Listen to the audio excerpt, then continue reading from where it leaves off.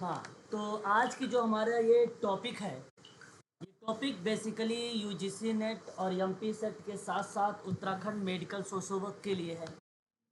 ये विगत वर्षों के मैं प्रश्न पत्रों पर आप लोगों से बातचीत कर रहा हूँ। ये जो आप देख रहे हैं सोशल वर्क का समाज कार्य का सेकंड प्रश्न पत्र, ये बेसिकली जून 2007 का समाज कार्य में ये प्रश्न पूछा गया था और उन्हीं समाज कार्य के मैं प्रश्नों पर आप लोगों से बातचीत करने वाला हूँ। म्यूट हो जाइएगा, म्यूट हो जाए।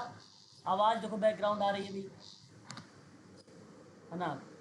जगदीश रावत जी म्यूट रहा करें, आवाज़ बैकग्राउंड आती है, दिक्कत करती है। तो आप ध्यान रखें कि आज जो ये प्रश्न मैं बातचीत करने वाला हूँ, आगामी परीक्षा में उत्तराखंड में, एमपी सेट में, यूजीसी नेट में आप लोगों की बड़ी मदद करेंगे। और पहला प्रश्न आपके सामने ये है कि डंकन डंकन का सामाजिक आर्थिक सूचकांक निम्नलिखित में से एक को मापता है। ये बड़ा अच्छा सवाल है और चार ऑप्शन है। एक है व्यावसायिक लक्ष्य, ओके, आप सब व्यावसायिक लक्ष्य कह रहे हैं, ठीक है। और यहाँ आप देखेंगे जो डंकन का सामाजिक आर्थिक सूचकांक है, सोशल इसको बोला जाता है, सोशल इकोनॉमिक इंडेक्स कहते हैं, है ना? ध्यान रखेंगे।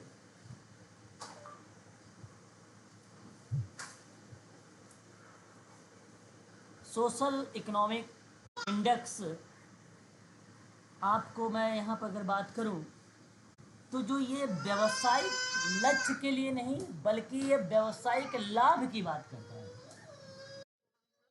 हाँ, यहाँ अगर हम बात करें तो एक प्रकार से ऑक्यूपेशनल जो एडवांटेज दिया गया है, ऑप्शन नंबर डी, ये ऑप्शन करेक्ट होगा।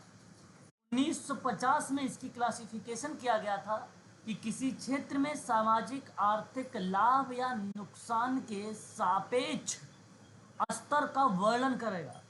तो वहाँ पे आर्थिक सामाजिक आर्थिक सूचकांक डंकन का जो जनगणना के आंकड़ों का उपयोग किया गया और उसमें कहा गया कि सभी व्यवसाय के लिए एक लाभ के रूप में सामाजिक आर्थिक सूचकांक की भूमिका होगी, जो कि ऑप्शन नंबर डी था। बात को ध्यान रखना आप सभी लोग। इसमें जो करेक्ट जवाब होगा वह ऑप्शन नंबर आपका डी करेक्ट होगा, ऑप्शन डी करेक्ट होगा। 1950 आप ध्यान रखेंगे वर्ष के रूप में, ठीक है। इसको SEI के नाम से जाना जाता है, आप जो है ध्यान भी रखेंगे इसके बारे में, ठीक है। 1950 भी आप ध्यान रखेंगे। आगे बढ़ेंगे इसी परिप्रेक्ष्य में और दूसरा क्वेश्चन लेंगे। सामुदायिक संगठन का सिद्धांत 28 है और ये किसने सुझाया है? 28 सिद्धांत डन है। आप, हाँ, आप ऑप्शन नंबर जो है फर्स्ट की तरफ सभी बच्चों का बेसिकली झुकाव है। तो अगर मैं आपसे बात करूं 28 प्रिंसिपल्स ऑफ कम्युनिटी ऑर्गेनाइजेशन, और इसका सही जवाब ऑथर नाम आता है, ऑथर डनहम, और ऑथर डनहम ही यहाँ पे करेक्ट जवाब होगा। इन्होंने ही 28 सिद्धांत सन 1958 में 1958 1958 में 28 सिद्धांत दिए थे, जिनमें से 7 सिद्धांत शीर्षकों के अंतर्गत रखे गए थे, मतलब, और वो शीर्षक के अंतर्गत एक सामूहिक कृत थे। अब ये है प्रश्न सामुदायिक संगठन का, लेकिन उनके जो सिद्धांत हैं वो सामूहिक कृत थे। सामूहिक कृत का जो भाव होता है, एक प्रकार से अगर हम बात करें तो ग्रुपिंग को रिप्रेजेंट करें, ग्रुप्ड दोज अंडर 7 जो है इम्पॉर्टेंट बात किया था, जैसे डेमोक्रेसी एंड सोशल वेलफेयर की बात किया, कहने का मतलब लोकतंत्र और सामाजिक कल्याण की बात किया, सामुदायिक कार्यक्रम के लिए सामुदायिक की बात किया, फिर उसके बाद नागरिक समझ की बात किया, सहयोग, समाज कल्याण कार्यक्रम, सामाजिक कल्याण सेवाओं और उसके निवारण। इस तरीके से कुल 7 सिद्धांत को एक सामूहिकृत के रूप में रखा गया था, लेकिन 28 सिद्धांत जो थे वो इम्पोर्टेंट थे। भारत में एक और विद्वान का नाम कभी कभी देखने को मिलता है, और वो नाम मिलता है सिद्दीकी का। ये भारत के जो है एक सामुदायिक संगठन करता है, सिद्दीकी महोदय। और इनका नाम पूछा जाता है कि सामुदायिक संगठन प्रथा के आधार पर, किसके आधार पे? प्रथा के आधार पे। किसके आधार पे? प्रथा के आधार पे। प्रथा के आधार पर इन्होंने कुल टोटल 8 सिद्धांत दिए। कितने दिए थे? 8 सिद्धांत दिए थे। किसके आधार पे? प्रथा के आधार पे। कब दिए थे? 1997 में दिए थे। डनहम ने कब दिया था? 1958 में दिया था। ठीक है, ये बात ध्यान रखिएगा। उम्मीद करता हूँ कि शायद आपने इनके बारे में भी ध्यान रखा होगा। ठीक है, चले आगे बढ़ते हैं और भी चीज़ों के बारे में हम लोग थोड़ा सा जानने का प्रयास करते हैं। क्वेश्चन नंबर 3, रॉबर्ट रेडफील्ड की प्रसिद्ध पुस्तक, यानी रॉबर्ट रेडफील्ड जो फेमस द लिटिल, हाँ, द लिटिल कम्युनिटी, बहुत सही जवाब बताया आपने, है ना।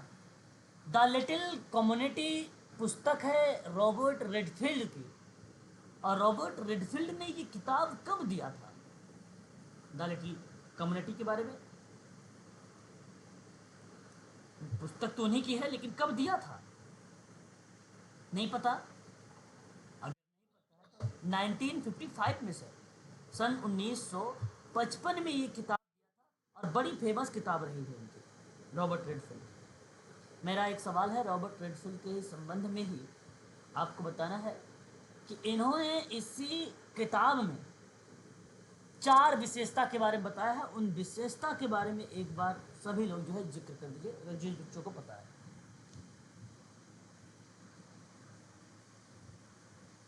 लघु समुदाय की 4 विशेषता होती है, नहीं पता? लघुता, समरूपता और विशिष्टता। अरे नहीं, ये प्रस्तावना की बात मैं नहीं कर रहा हूँ सर, भारत के संविधान में। और विशिष्टता के बाद आत्मनिर्भरता। भाई आप लोगों को मैंने ये सवाल, मुझे उम्मीद है कि मैं सभी लोग 42 बच्चे हैं, आप सच में भूल गए हैं ये चीज़ कि आप बताना नहीं चाह रहे थे?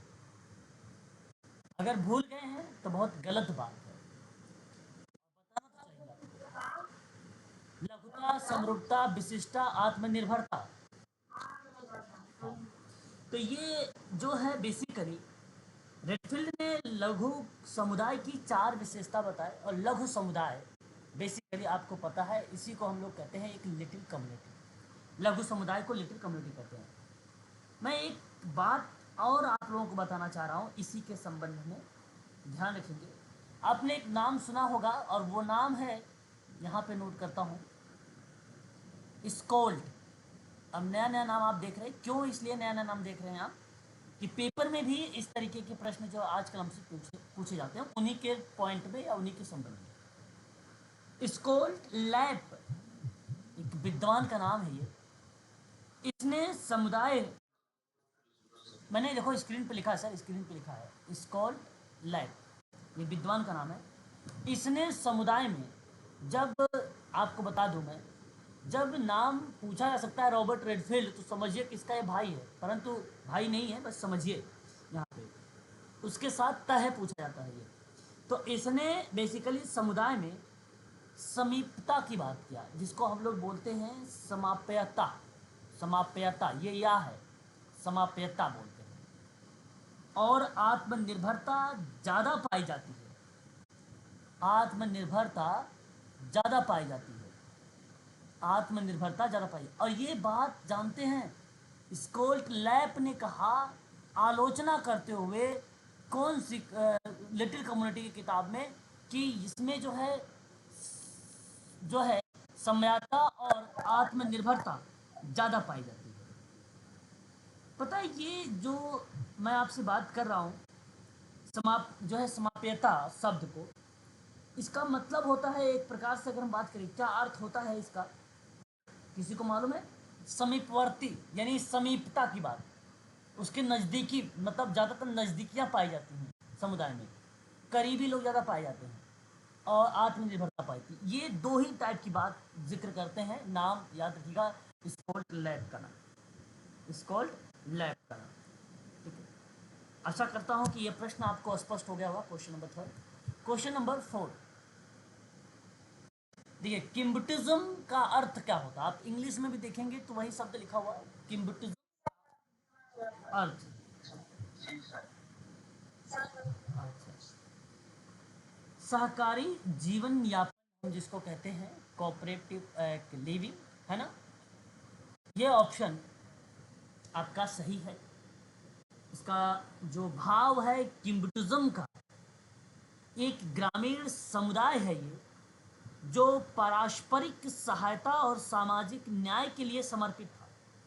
तो सामान्य हित की बात नहीं करता था वो, ना ही समुदाय की प्रतिभागिता की बात करता है ये सब, ना ही संकट की स्थिति में हस्तक्षेप की बात करता है। तो ये बात करता है कोरिलेशन का, कोरिलेटिव का, या एक प्रकार से आप कहिए एक प्रकार से सहयोग का, सहयोग यानी एक प्रकार कोऑपरेटिव, है ना।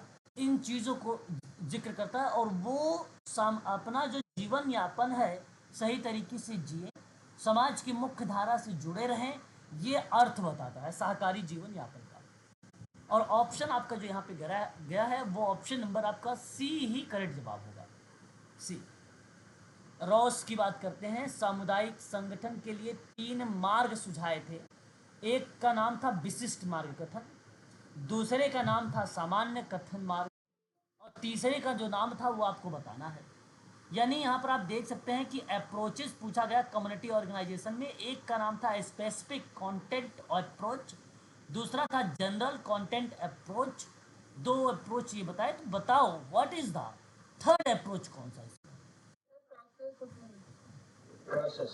प्रोसेस अप्रोच, यानी आप ये कहना चाहते हो कि प्रक्रिया जो मार्ग है, प्रक्रिया कथ्य मार्ग रिप्रेजेंट किया था रॉस ने, और ये बात सत्य है। ये तीसरा है। इसे अगर हम बात करें, अगर इग्नू की किताब पढ़ेंगे तो उसमें कुछ ऐसे शब्द मेंशन किए गए, मैं उन शब्दों से भी आप लोगों को थोड़ा सा रूबरू करवा देना चाहता हूँ जो इग्नू की किताब में मेंशन किया गया है। एक है सामान्य रूपरेखा, दूसरा है विशिष्ट रूपरेखा, तीसरा है प्रक्रिया। ये यूज किया गया है, आप इसे ध्यान रखेंगे। ये रॉस का है।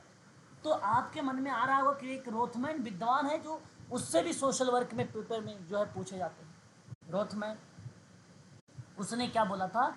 एक स्थानीय है, दूसरा सामुदायिक नियोजन है, तीसरा सामुदायिक सामुदायिक तीसरा क्या होगा? सामुदायिक, बताइए। एक आपका स्थानीय है, एक सामुदायिक नियोजन है, तो एक सामुदायिक क्या होगा? नहीं पता तो बोलिए ना, मैं बताता हूँ। आप लोग तो ऐसी भी याद नहीं करते। मैंने कहा कई बार कि चीज़ों को याद रखिए। हाँ, एक है सामुदायिक कार्यवाही, यानी क्रिया, कार्यवाही।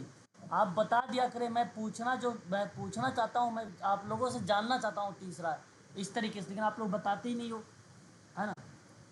बताया करो आप लोग। एक है सिद्दीकी जी। सर ये अप्रोच है, जैसे कि यहाँ पे रोसमैन ने कम्युनिटी ऑर्गेनाइजेशन के 3 जो है अप्रोच दिए, और ये मैंने 3 अप्रोच यहाँ पे बताए, देखते रहिए। फिर एक तरफ रोस की तरह ही एक और विद्वान था, उसका नाम था रोथमैन। रोथमैन ने भी 3 अप्रोच दिए, जो एक था स्थानीय, एक था सामुदायिक, एक था कार्यवाही। क्यों, ये बच्चा है जो अनम्यूट हुए हैं, म्यूट हो जाएंगे तो नहीं आएगी डबल आवाज, है ना। म्यूट हो जाएंगे तो डबल आवाज नहीं आएगी, ये आप ध्यान रखेंगे। उसके बाद एक विद्वान है रोथमैन, इनका भी अप्रोच है। अच्छा, इनका अप्रोच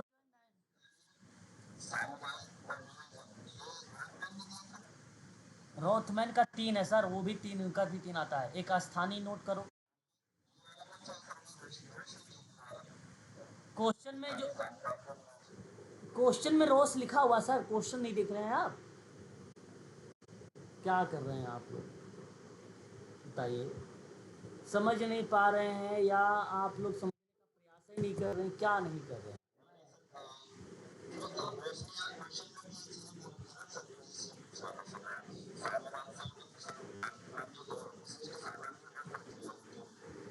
चलिए कोई बात नहीं। अब आप देखिए, मैं बता रहा हूँ।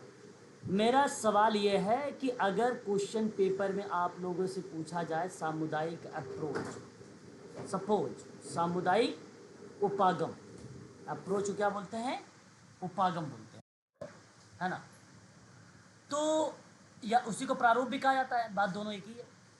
तो इसके अंतर्गत अगर मैं आपसे बात करूं तो एक नाम जो आपसे पेपर में आता है, तो वो एक नाम आता है रोथमैन का, एक नाम आता है आपका सिद्दीकी का,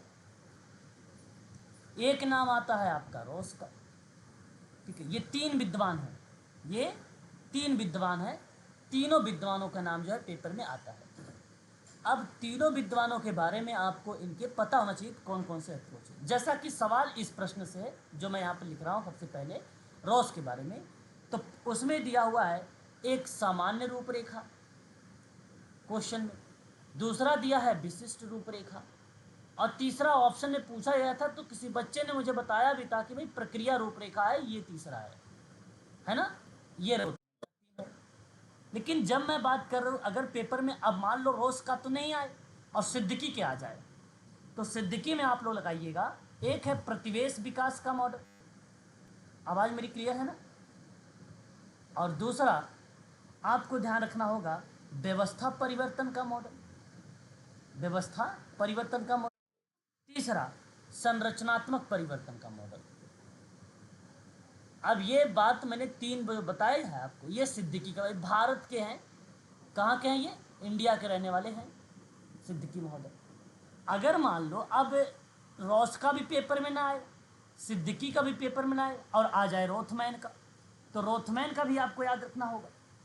रोथमैन का एक है स्थानीय विकास का मॉडल, जो दूसरा है आपका वो सामुदायिक, इसको सामुदायिक नियोजन कहते हैं, दूसरा है, और जो तीसरा है वो है सामुदायिक कार्यवाही, कार्यवाही का मतलब होता है क्रिया, एक्शन। तो ये 3 जो मॉडल इनके मिले रोथमैन के, ठीक है, इनके जो मिले रोथमैन के। तो अब मुझे एक बार स्पष्ट करिए, क्या अब समझ में आपको आ गया सामुदायिक उपागम के ये जो सवाल पूछे गए थे? तो इतने टाइम में आप लोग ना ले, ठीक है, थोड़ा सा और जल्दी प्रयास करें समझने का। अब क्वेश्चन नंबर 6 देखिए। राष्ट्रीय युवा नीति का प्रवर्तन डैश में हुआ है, मैंने आपको पढ़ा चुका हूँ, मैं आप लोगों को ये सवाल पढ़ा चुका हूँ, और मैं आपसे ही जानना चाहूँगा, बताएं जरा कि युवा, okay okay, national youth policy was introduce, सही जवाब आप किसी बच्चे ने मुझे बताया है सन 1988, और ये 1988 आपका करेक्ट होगा। पेपर बेसिकली अगर मैं बात करता हूँ तो आप सब भलीभांति तरीके से जानते हैं ये जो क्वेश्चन पेपर है 2007 का है, तो उस समय हम 1988 ही लगाएंगे। अभी मैं बताता हूँ, पहली राष्ट्रीय युवा नीति सन 1988 में भारत में संसद में बनाई गई और उसे रखी गई थी संसद में। उद्देश्य क्या था कि युवाओं के लिए उनके व्यक्तित्व, बात को समझिए, देखिए जो मैं उद्देश्य वगैरह बताता हूँ ना, ये पेपर में प्रश्न अप्लाइड के रूप में आते हैं, समझें। युवाओं के उनके व्यक्तित्व और उनकी कार्यात्मक क्षमता को विकसित करने के अवसर पैदा करता है, और इस तरह उन्हें आर्थिक रूप से उत्पादन और सामाजिक रूप से उपयोगी बनाता है। ये था राष्ट्रीय युवा नीति के संबंध में 1988 के दौरान में ये जिक्र किया गया। लेकिन अगर अब आप लोगों से पूछा जाए तो क्या भूमिका बनती है जो है राष्ट्रीय युवा नीति, तो आपको पता होना चाहिए राष्ट्रीय युवा नीति 2014 में, अच्छा राष्ट्रीय नीति बेसिकली उसके बाद 2003 में आया। उसके स्थान पर, उसी के स्थान पर शुरुआत हुआ 2014 में। तो अब पेपर में जो 2023 का पेपर होने वाला है उसमें जो पूछा जाएगा 2014 से पूछा जाएगा, 2014। और इस 14 में क्या किया गया, इसमें जो है सुझाव दिए गए, टिप्पणी और बहुहितकारक, हितकारक मतलब होता है स्टॉक होल्डर के विचार विमर्श के बाद नीति का अंतिम रूप दिया गया, नीति का अंतिम रूप जो है दिया गया। तो ये बात आप लोग जो है ध्यान रखेंगे इसमें। और कुल टोटल 2003 के स्थान पर 2014 में कुल टोटल 11 क्षेत्रों की सॉरी, कुल टोटल 11 क्षेत्रों की बात हुई थी। कितने क्षेत्र थे? 11 क्षेत्र थे। कितने क्षेत्र थे? 11 क्षेत्र थे। और युवाओं को परिभाषित, मैं यहाँ पे नोट कर रहा हूँ 11 क्षेत्र, और युवाओं को परिभाषित करने की जो आयु रखी गई वो रखी गई 15 से 23, 15 से 23 वर्ष की जो आयु है वो युवा। ये बात स्पष्ट कर दिया गया राष्ट्रीय युवा नीति 2014। ये हुआ संशोधन का पार्ट। तो मैंने दो बातें बताई हैं जी। 15 से 23 समझा नहीं मैं।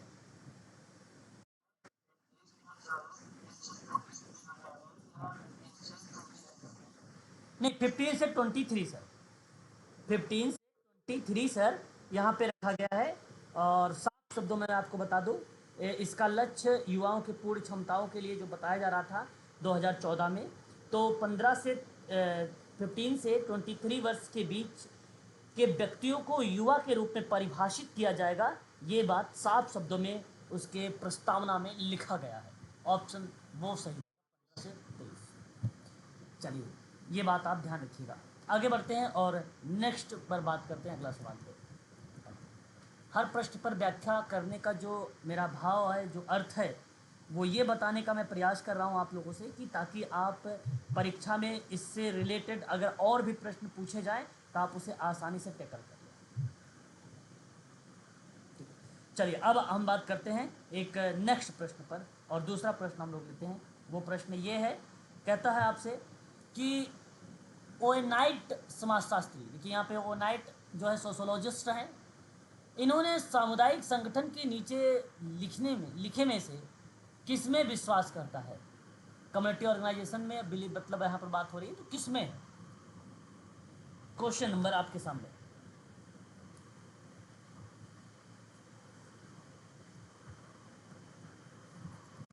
जवाब,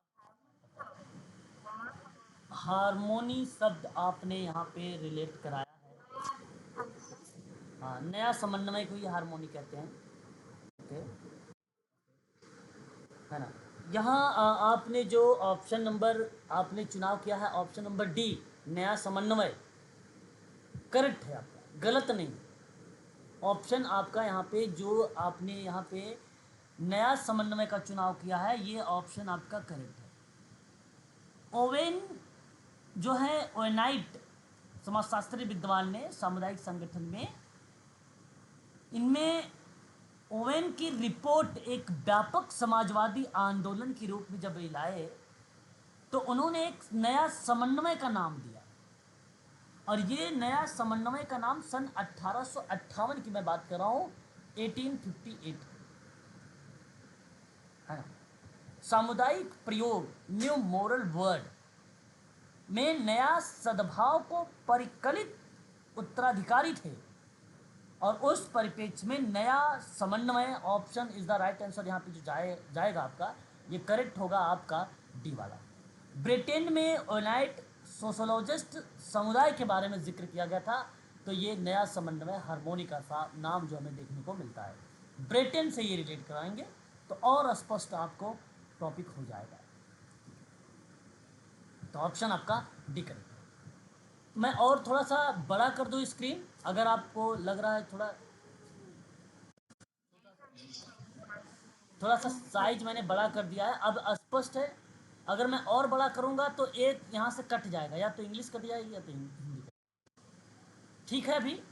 अपने फ़ोन को आप लोग रोटेट कर दीजिए, घुमा लीजिए, और उसके बाद अगर आपको हिंदी में और यहाँ पे स्क्रीन पर टच करेंगे और स्क्रीन को टच करके थोड़ा सा जूम तो और स्पष्ट आपको दिखाई देगा। ठीक है, अपने फ़ोन को रोटेट करके इस तरीके से पढ़ाई करें, स्पष्ट रहेगा। अगला सवाल यह है कि उप संस्कृति को किस दूसरे नाम से जानते हैं? बड़ा अच्छा सवाल है। उप संस्कृति क्या किसे दूसरे नाम से जानते हैं? ये 4 ऑप्शन दिए गए हैं। उप संस्कृति को और क्या कहते हैं?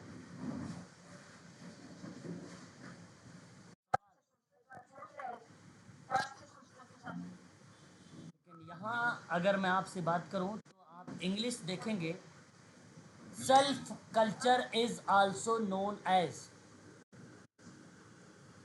जो यहाँ पे सेल्फ कल्चर शब्द देख रहे हैं आप लोग, है ना, ये किसको रिप्रेजेंट कर रहा है? तो मैं आप लोगों से बातचीत यहाँ पे करूँगा, ऑप्शन नंबर डी को रिप्रेजेंट। हाँ, ऑप्शन नंबर डी यहाँ पे करेक्ट होगा, और इसे सांस्कृतिक सह अस्तित्व का नाम देते हैं, और यही सह अस्तित्व ही सेल्फ कल्चर होता है। और सेल्फ कल्चर का वैसे तो अगर हम बात करें तो स्वयं स्वयं संस्कृति होनी चाहिए, लेकिन हिंदी में उप संस्कृति शब्द यहाँ पे रिप्रेजेंट हुआ है कि नहीं? यहाँ पे क्या मतलब, सेल्फ का मतलब स्वयं से होता है ना?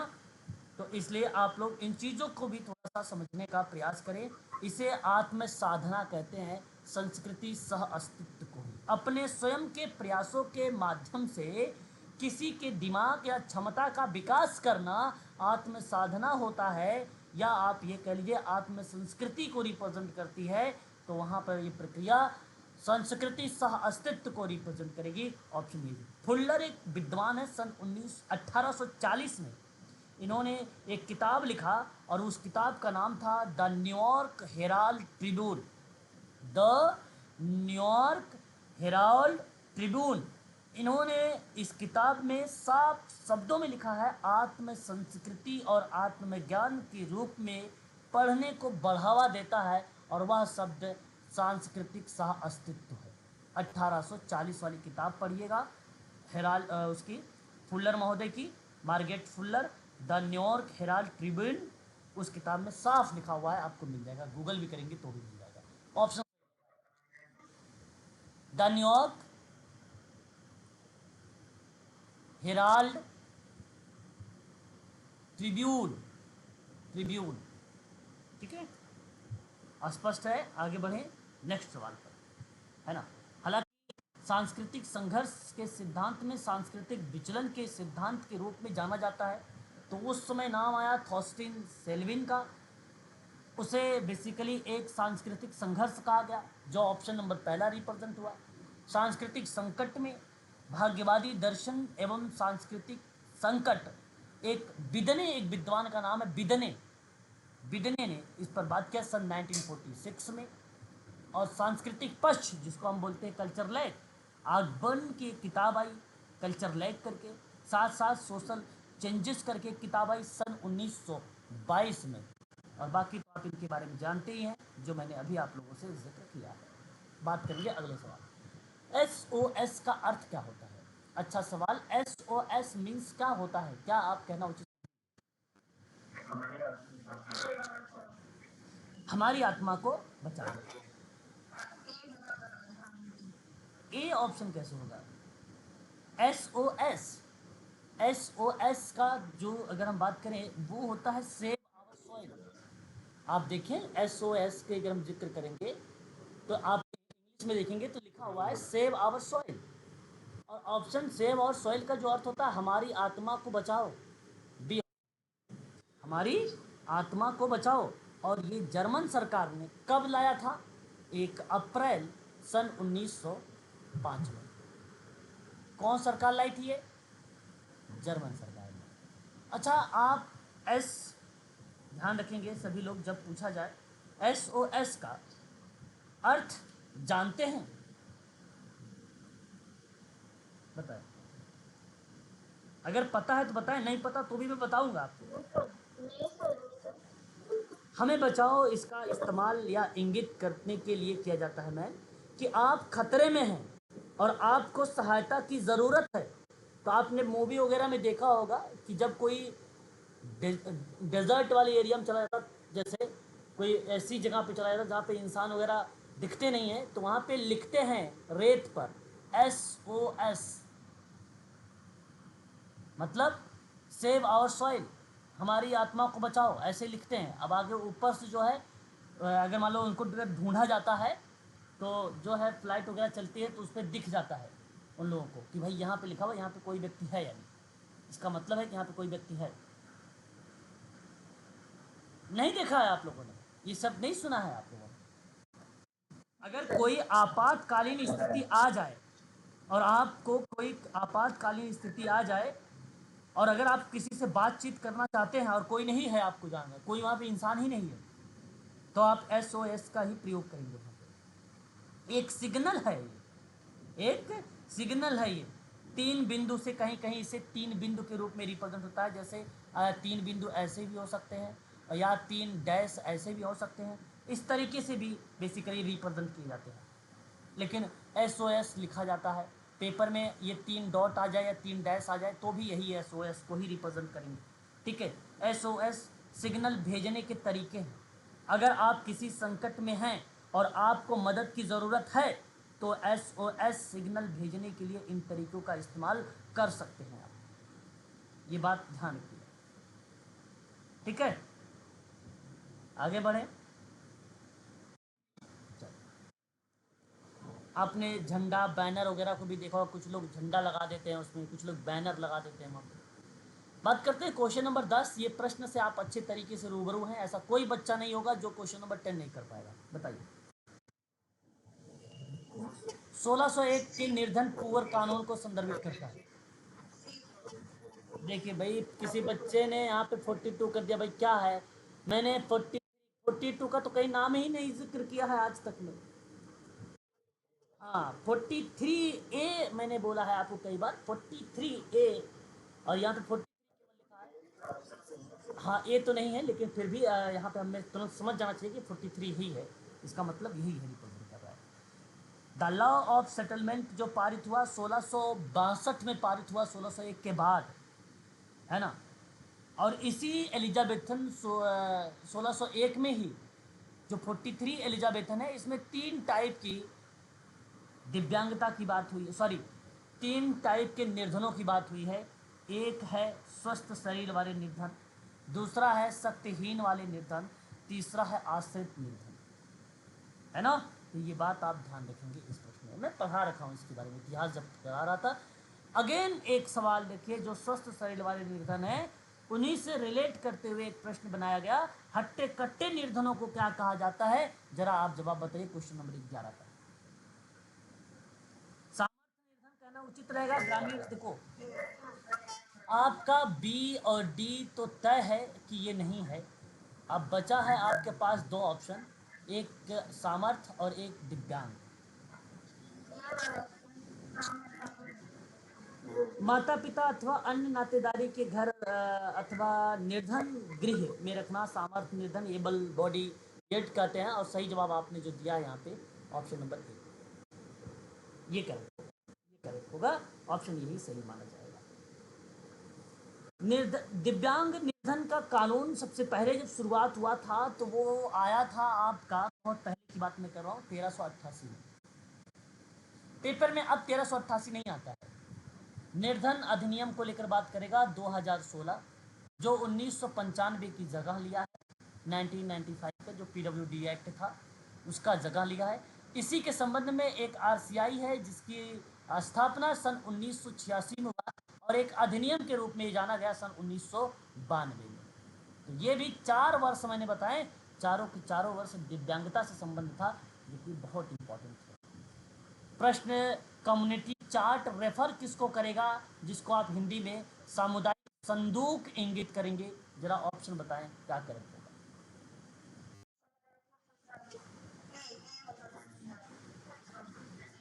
क्या बात कर रहे हैं यहाँ पे, समुदाय के संसाधन को, तो याद रखेंगे आपने सही जवाब दिया है, ऑप्शन नंबर यहाँ पर करेक्ट जो होगा वो पहला ही ऑप्शन सही होगा। इसी शब्द में संदूक, हम लोग जानते हैं, हम लोग जब काम करते थे प्रैक्टिकली, तो आप लोग भी अगर आप काम करते होंगे, आप लोग बोलते होंगे कम्युनिटी किट, कम्युनिटी किट जो है ये यही है, समुदाय के संसाधन, इसी को हम लोग संदूक कहते हैं। इसमें आपको बता दो ट्रिपल सी आता है। ट्रिपल सी, ट्रिपल सी का फुल फॉर्म जानते हैं क्या है? कम्युनिटी चार्ट कंपोनेंट्स है। कम्युनिटी चार्ट कंपोनेंट्स है, जो कि ऑप्शन आपका सही रहेगा यहाँ पे ए वाला ऑप्शन। एक मिनट होल्ड कर। 13 सोशल केस वर्क की, केस वर्क की प्रभावी सुड़ता, प्रभावी सुड़ता, प्रभावी सुड़ता जिसको हम बोलते हैं प्रभावित्व का अध्ययन किसने किया? आपके सामने यहाँ पे इंग्लिश में भी है, यानी इसका मतलब है कि effectiveness of social case work. Option सही क्या होना चाहिए? क्या फिस्टर जोयल होना चाहिए, या गार्डन जॉन, या इरविन, या जेकब? सही जवाब। आप नोट करो, और आईएमपी के रूप में जो उत्तराखंड के स्टूडेंट हैं, ये सोशल वर्क में, सोशल केस वर्क में जो प्रभावशीलता का अध्ययन करने वाला व्यक्ति है, केवल एक ही व्यक्ति है, और वो है जोयल महोदय। ये एक बार नहीं, कई बार ये पेपर मेडिकल सोशल वर्क में आया हुआ है, कई बार आया हुआ है। ये सवाल बहुत इंपॉर्टेंट है। फिस्टर जोयल सही जवाब है। और ये भी बता देता हूँ आपको, इन्होंने सन 1976 में प्रभावशीलता को बताया, इफेक्टिव सोशल केस वर्क के बारे में सन 1976 में बताया था। लेकिन गार्टन जो जोयल है समाज कार्य शोध में आएंगे, पढ़ाऊंगा। और जो एपिस्टेन इरविन का नाम आ रहा है, एपिस्टेन इरविन है ना, ये मैं एपिस्टेन इरविन की बात कर रहा हूँ। Research technique for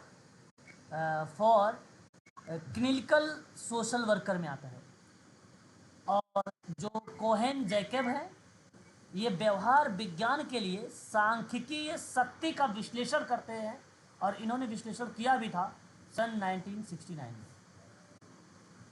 1969। सही जवाब ऑप्शन ए करेक्ट रहेगा यहाँ पर, जोयल महोदय इज द राइट आंसर। जी सर।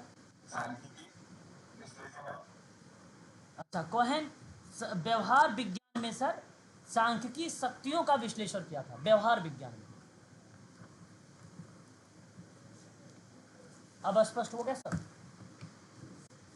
बताइए, बोलते रहिए। सांख्यिकी शक्तियों का विश्लेषण है ना।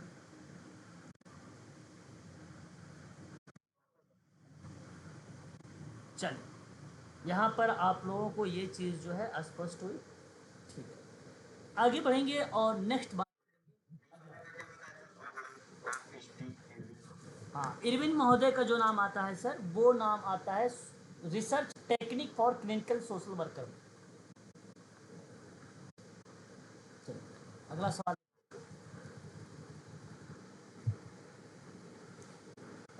कोई दिक्कत नहीं हो रही ना? आप शब्दों को आसानी से पढ़ पा रहे हैं ना सभी लोग? हाँ ठीक है। बात करते हैं अगला सवाल। क्वेश्चन नंबर हमारे सामने आ गया है, 14 नंबर का सवाल है ये। और कह रहा है आपसे कि अंडरस्टैंडिंग अप्रोच, अंडरस्टैंडिंग अप्रोच की बात हो रही है। हाँ, और यहाँ पर बात हुआ कि ये मैनिपुलेटिंग अप्रोच किस पद्धति का इस्तेमाल करेगी। दो अप्रोचेस है, एक अंडरस्टैंडिंग अप्रोच है, एक मैनिपुलेट अप्रोच है। ये किस पद्धति में इस्तेमाल की जाती है? काउंसिल में, या सहभागिता में, या बॉर्गेनिंग में? बॉर्गेनिंग का मतलब होता है एक प्रकार से सौदेबाजी, और एक जो है सहकारी जीवन में। यहाँ पर आप देख सकते हैं 4 ऑप्शन, इंग्लिश हिंदी दोनों हैं आपके सामने। आप बता सकते हैं मुझे कौन सा सही जवाब है। यहाँ सर, यहाँ सर आपको बता दूँ, हाँ, ये कम्युनिटी पार्टिसिपेशन, अंडरस्टैंडिंग और मैनिपुलेट अप्रोच पद्धति जो हम इस्तेमाल कर सकते हैं, ऑप्शन ए। समन्वयन शब्द किसने दिया है? समन्वयन शब्द किसने दिया है? क्या आप नाम ये जानते हैं? हाँ, बर्था रेनाल्ड का नाम आता है। बहुत बढ़िया जवाब। इसे शुद्ध हिंदी में मंत्रणा कहा जाता है। क्या कहा जाता है? मंत्रणा कहा जाता है। बात करते हैं क्वेश्चन नंबर 15 के बारे में कि महात्मा गांधी के कौन से जन्मदिन पर आईसीडीएस को प्रवर्तित किया गया। बड़ा अच्छा नाम है भाई। आईसीडीएस प्रश्न है 2 अक्टूबर सन 1975।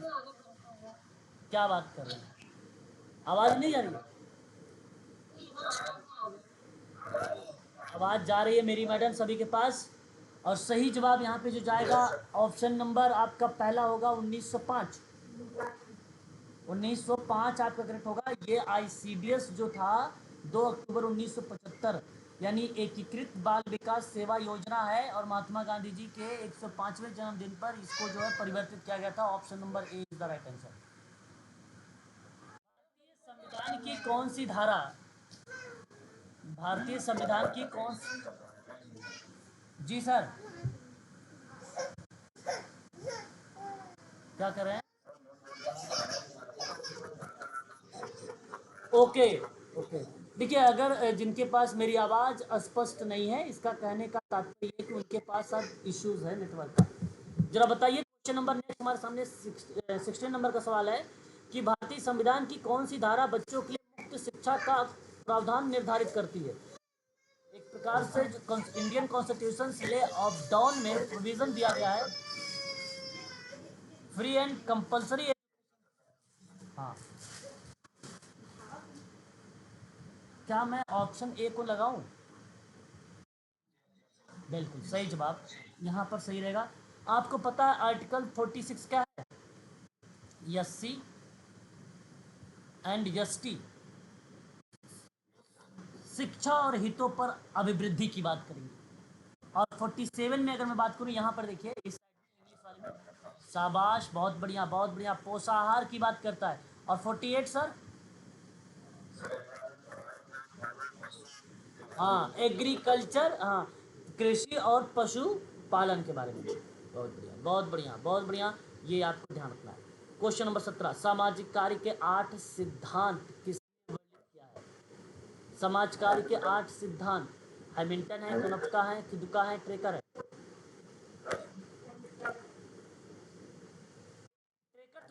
ट्रेकर तो 10 किए हैं इसलिए ट्रेकर तो होंगे नहीं।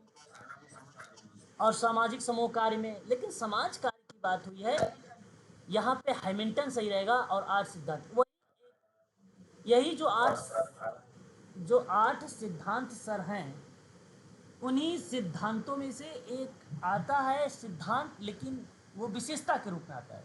समाज और व्यक्ति दोनों अननोन सृत्त होते हैं। इन्हीं आठों सिद्धांतों में से एक सिद्धांत है, और यह कथन किसके रूप में आया था बेसिकली, तो भी आप नाम लगाएंगे गार्टन हैमिल्टन। ठीक है, ये बात आपको ध्यान रखना है। और साहस और प्रेम यानी स्नेह सन 1988 में जिक्र किया था गेसल कोनफ्का ने। और गेसल कोनफ्का ने सामाजिक समूह कार्य एक सहायक प्रक्रिया है, हेल्पिंग प्रोसेस, हाँ हेल्पिंग प्रोसेस, गेसल कोनफ्का 1971 में जिक्र किया था। और खिदुका महोदय ने profile in introduction social work के बारे में बात किया है। ट्रेकर को तो मालूम है, social group work principal and practice 1948।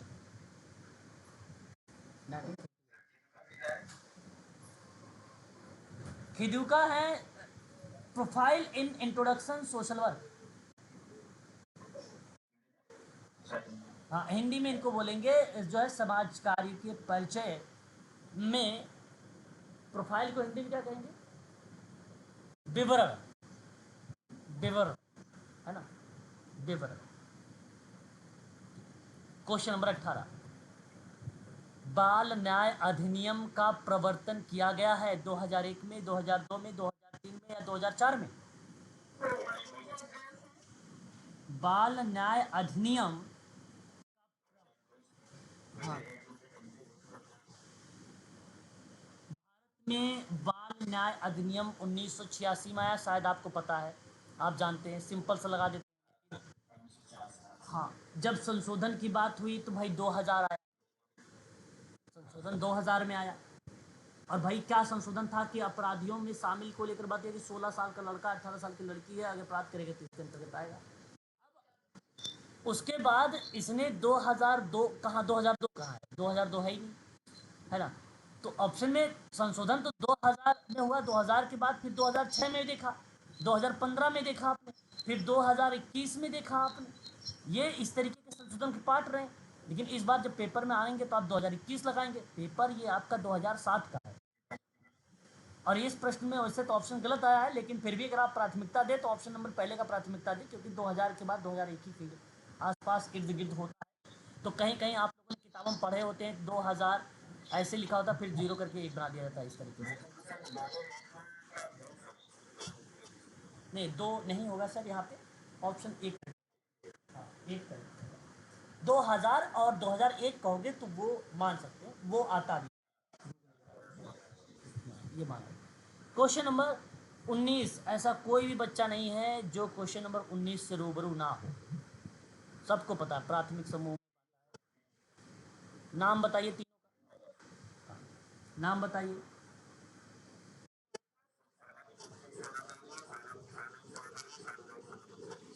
बिल्कुल, बहुत बढ़िया, बहुत बढ़िया। ऑप्शन नंबर आपने जो बी के चुनाव किया, बहुत बढ़िया, यही करेक्ट है। ठीक है, दो प्रणालियां हैं उनकी, दो प्रणालियां, एक प्राथमिक ये आ गया और एक द्वितीयक है। और जो आप जो तीन बचे हैं, सोशल एक्शन, सोशल रिसर्च और सोशल वेलफेयर, वो आपको सहायक प्रणाली में आ जाते हैं। क्वेश्चन नंबर 20, समाज कार्य की पहली समिति, देखिए मैंने आपको पहले भी बता चुका हूँ इसके बारे में, समाज कार्य की समिति स्थापित हुई थी, कब कब हुई है ये मैं बता चुका हूँ, जरा बताइए। 1960 सही जवाब होगा। हाँ, 1960 is the right answer. Option number C आपका करेक्ट माना जाएगा यहाँ पे, ऑप्शन सी ही सही जवाब होगा। 1960, 1960। आपको बता दूं समाज कार्य की जो है फादर या मदर जो रिप्रेजेंट होते हैं वो होते हैं। और अगर युद्ध शुरुआत हुई के लिए बात करें मार्क, ओके मेरी आवाज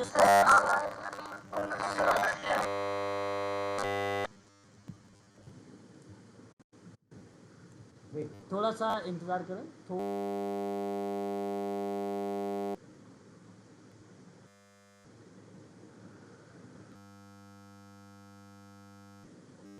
नेटवर्क इश्यूज हैं, मेरी आवाज, हाँ नेटवर्क इश्यूज हैं थोड़े से, नेटवर्क इश्यूज हैं।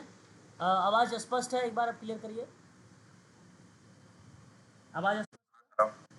ओके, थोड़ा सा नेटवर्क प्रॉब्लम है, इस वजह से ऐसा हुआ है ना, इस वजह से ऐसा हुआ है, नेटवर्क प्रॉब्लम की वजह से।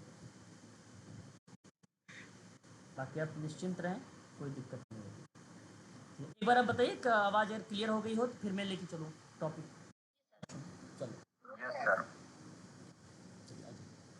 तो ये प्रश्न का जो सही जवाब होगा, क्या डिफाइन कर रहे थे सर, सामाजिक कार्य की पहली समिति की स्थापित किया गया 1960 में, है ना सर? जी जी 1960 में, जी बिल्कुल करेक्ट जवाब, 1960 आपका समाज कार्य की समिति पहली आती है। ये बात आप जरूर ध्यान रखें, मैंने आपकी इतिहास जब पढ़ा रहा था तो मैंने वहाँ पे नोट करवाया है आप लोगों से। हाँ, वो आप जरूर आप रिवीजन किया करें, नोट्स वगैरह देखो, अगर अभी से रिवीजन नहीं करेंगे तो मज़ा नहीं आएगा। कभी कभी टाइम निकाल के उसको देखा करें कि हमने क्या नोट किया है, क्या बनाया है, किन चीज़ों को पढ़ा है, तो उससे क्या होता है जेहन में, दिमाग में वो बनी रहती है वो सारी चीज़ें। क्वेश्चन नंबर 21, समाज कार्य के लिए दोराब जी टाटा स्कूल के पहले निदेशक कौन थे? खिदुका, मनसर्ट, कुमार गप्पा, जीरो बिल्लो मौर्य।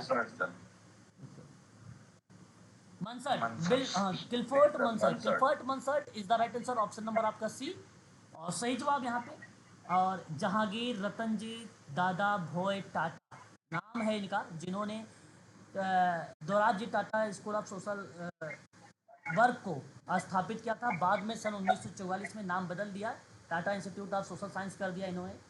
और ये बात आप ध्यान रखेंगे, टाटा समूह के अध्यक्ष के रूप में जो है अगर कोई भूमिका निभाया है ना, तो वो सर दोराब जी ने निभाया।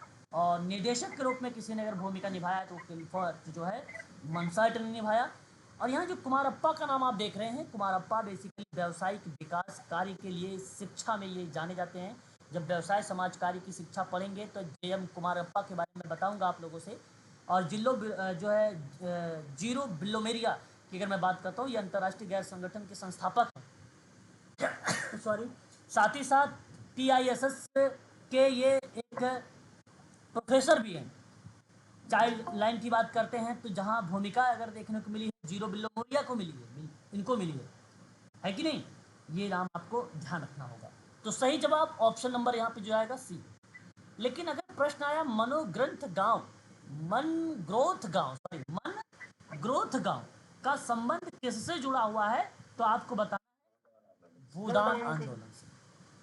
तो आप बताइए ग्राम दान अभियान किस गांव से जुड़ा है? पोचमपल्ली गांव से, पोचमपल्ली गांव से, है ना?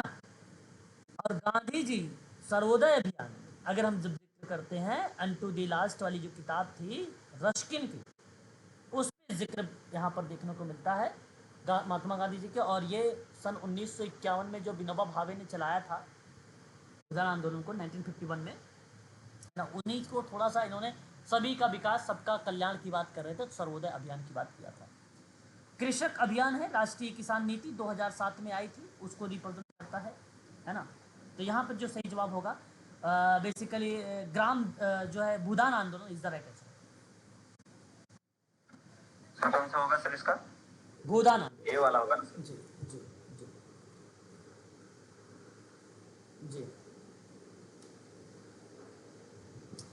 ठीक है। क्लियर रहेगा, एक बार स्पष्ट करिए। रामदान पोचमपल्ली वाला रहेगा सर? जी जी, पोचमपल्ली।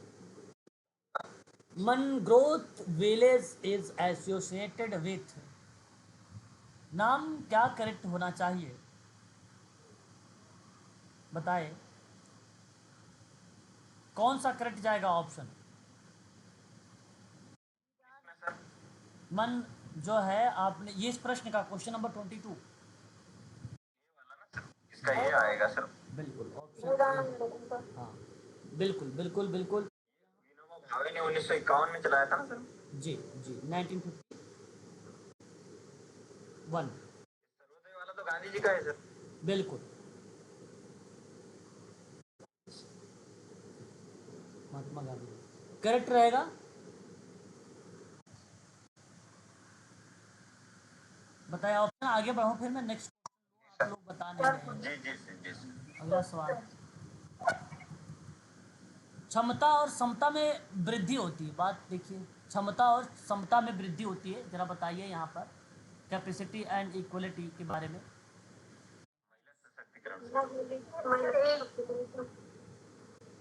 क्या बात है, जवाब आप लोगों ने ए की तरफ जा रहे हैं, तो क्या समुदाय सशक्तिकरण नहीं हो सकता है? प्रश्न आपके सामने, कैपेसिटी एंड इक्वलिटी इनहेंस,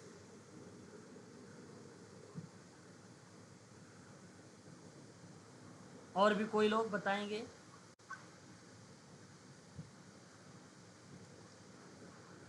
अच्छा, आपने जब यहाँ पर बात को पढ़ा कि भाई इक्वलिटी की बात हो रही है, समानता की बात हो रही है, क्षमता की बात हो रही है, उनकी वृद्धि हो क्षमता और समता में, तो बाल सशक्तिकरण को हो सकता है, अपंग व्यक्तियों का हो सकता है क्या? ये दो ऑप्शन तो कट, अब दो ऑप्शन बचे हैं, या तो महिला सशक्तिकरण होगा या समुदाय सशक्तिकरण होगा। अब ये स्पष्ट हमें करना जरूरी है कि ये चीज़ें आएंगी कहाँ।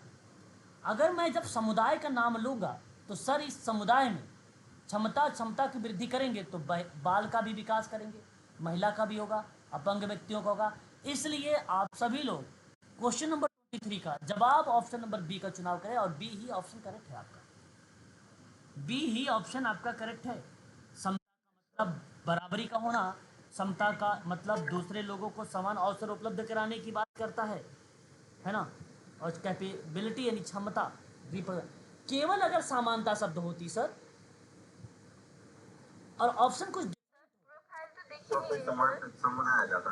हाँ नहीं, समुदाय तो है तब महिला सशक्तिकरण आते सर, किसी के परिप्रेक्ष्य में बात की जाती तो B option B is the right answer. ये आपका गलत है, बी करेक्ट जवाब है, बी करेक्ट जवाब। समुदाय में तो सभी आ जाएंगे ना? बिल्कुल बिल्कुल, इसी की वजह से मैंने यहाँ पे स्पष्ट कर दिया ये बात, है ना?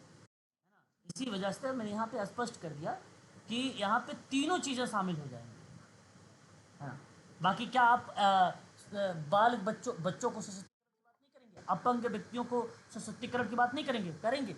लेकिन प्रश्न है क्षमता में वृद्धि, तो ये तीनों लोगों की वृद्धि कम्युनिटी में आ जाता है, तीनों का निचोड़ एक होता है और वो निष्कर्ष के रूप में आ रहा है आपका नंबर बी, ऑप्शन। मैं उम्मीद करता हूं कि आप इस प्रश्न से अच्छी तरीके से रूबरू हो गए हैं। क्वेश्चन नंबर 24, प्रश्न 24 है, कहता है कि सोशल यानी सामाजिक क्रियाविधि को मान्यता दी गई, यानी social action method was recognized by Hamilton, Richmond, फिर्क और सेगमंड, जो सॉरी वाल्टर फ्रिडलैंडर। फ्रिडलैंडर है सर। Option D. ऑप्शन सामाजिक क्रिया है, सोशल एक्शन, मैं नाम पढ़ रहा हूं, social action method, social action method, social action method में मैंने कहा फ्रिडलैंडर का नाम बताया है। सोशल एक्शन में आप ये बात कह सकते हो, मैंने एक परिभाषा प्रचार और विधान के माध्यम से जन समुदाय की बात करना है, लोगों का कल्याण की बात करना है। सोशल एक्शन में और सोशल केसवर्क में मैरी रिचमंड को मैंने नाम बताया है, ये बात से आप सभी लोग साथ परिचित भी हैं। हैमिल्टन के बारे में और जो है फिर्क के बारे में मैंने आप लोगों से केस वर्क में बातचीत कर रहा था। समाज कार्य की जब डेफिनेशन बता रहा था, समाज कार्य के बारे में जब उसके अलग अलग चीज़ों को अंतर बता रहा था, तो वाल्टर एंड्रियास फ्रिडलैंडर के बारे में बताया है, इंट्रोडक्शन के बारे में। ऑप्शन यहाँ पर बी करेक्ट होगा सर, क्वेश्चन नंबर 24 का बी इज द बी सही।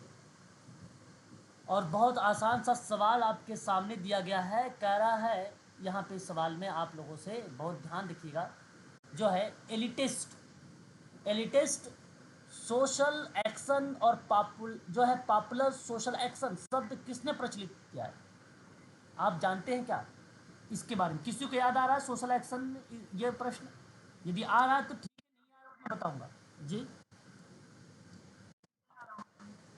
ऑप्शन सी,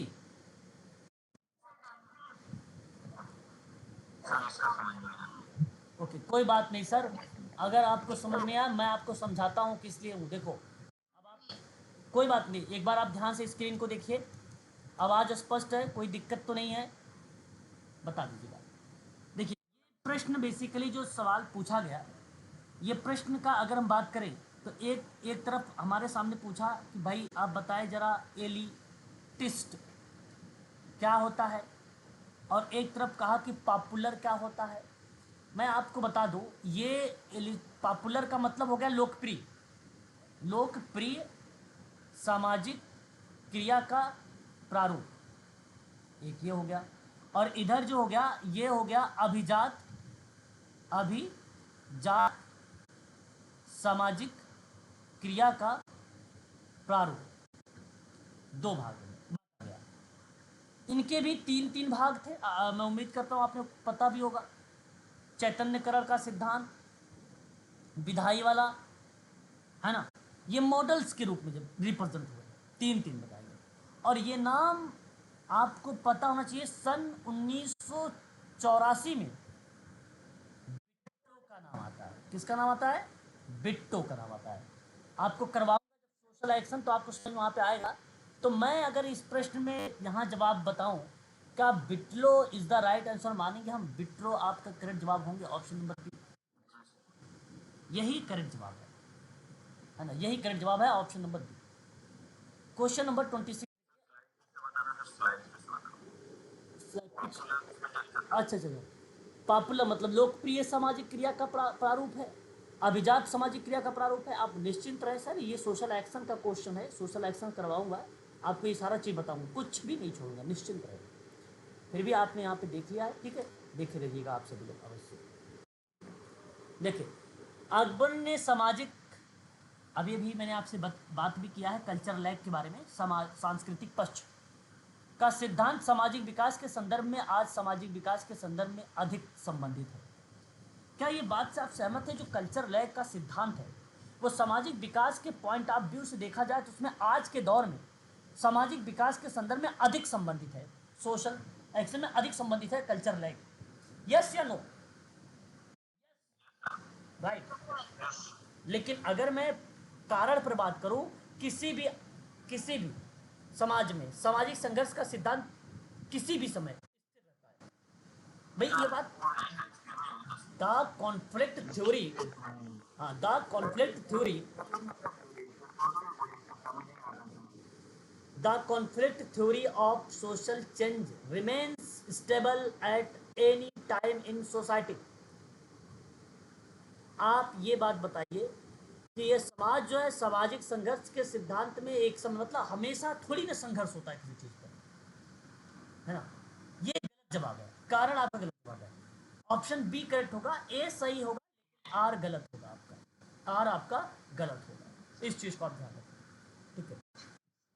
क्वेश्चन नंबर 27 कहता है नेतृत्व के एक तंत्री, आप देख सकते हैं इधर इंग्लिश भी है लिखा हुआ है, लीडरशिप करके क्लासिफाइड किया गया कि नेतृत्व के एक तंत्रीय प्रजातांत्रिक और करिश्माई संदर्भ में वर्गीकृत किया गया है।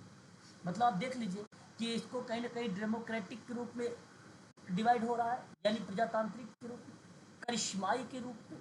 क्या आप ये कह सकते हो कि नेतृत्व की अंतर्गत आ सकती हैं ये क्वालिटीज, हमें देखने को मिल सकती हैं, क्लासिफाइड हो सकता है, वर्गीकृत हो सकता है ये। एक नेतृत्व को हम एक तंत्री, प्रजातंत्री और क्रिया करने वाले संबंध में उसको डिवाइड कर सकते हैं, यस या नो। अरे भाई आप अगर लीडर हो, आप लीडर हो तो आप एक तंत्र पे भी बात करो, आप प्रजातंत्र पर भी बात करो, आप क्रिया कर यानी करता हो, आप करने वाले हो, आप है ना, उसके रूप में रिप्रेजेंट कर रहे हो, तो मैं कहूँगा ये बात सत्य है। और फिर कहता है कि एक तंत्रीय नेतृत्व कमजोर गुट के प्रभावशाली होता है, जबकि करिश्माई नेतृत्व आम जनता में प्रभावशाली होता है। बिल्कुल सही है, और इस चीज की ये व्याख्या ऑप्शन नंबर बी सही है, option number B, option B करें।